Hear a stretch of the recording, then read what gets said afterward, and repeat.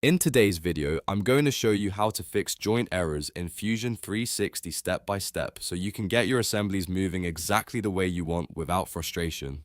Joint errors are one of the most common issues beginners and even experienced users run into, especially when working with complex assemblies. If this video helps you out, make sure to hit that like button and subscribe for more Fusion 360 tutorials just like this. Alright, let's jump right in. First, let's quickly understand what a joint error actually is. A joint error happens when Fusion 360 cannot properly connect two components based on the selections or constraints you've applied. This usually shows up as unexpected movement, no movement at all, or an error warning when creating the joint. One of the most common causes is using the wrong joint type.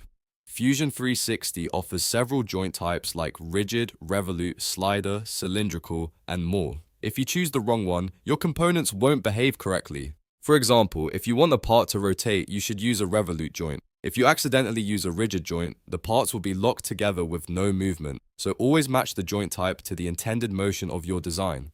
Next, invalid selection is another major cause. When creating a joint, Fusion relies heavily on the geometry you select. If you pick unclear faces, wrong edges, or misaligned points, the joint may fail or behave unpredictably. To fix this, zoom in and carefully select clean, well-defined faces or edges. Even better, use joint origins whenever possible, as they give you precise control over alignment and positioning.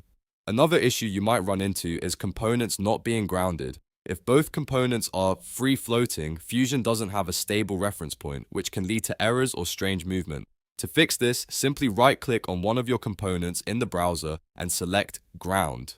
This locks it in place and gives your assembly a stable base to work from. Now let's talk about conflicting joints. This happens when multiple joints are applied in ways that restrict each other. For example, one joint might allow rotation while another prevents it. When this happens, Fusion gets confused and throws an error. The solution here is to review your joints in the timeline or browser and either delete or edit the ones that are causing conflicts. Keep your constraints simple and intentional. Another powerful way to avoid joint errors is by using joint origins. Instead of relying only on faces and edges, you can create custom joint origins that define exact connection points. This makes your joints more predictable and easier to manage, especially in complex assemblies. To do this, go to the Assemble menu, choose Joint Origin, and place it precisely where you want the connection. Then use that origin when creating your joint. Here's a quick tip to remember. Most joint errors happen when the selected geometry or joint type does not match the intended movement between components. So whenever something goes wrong, go back and check those two things first. It will save you a lot of time. And that's pretty much it.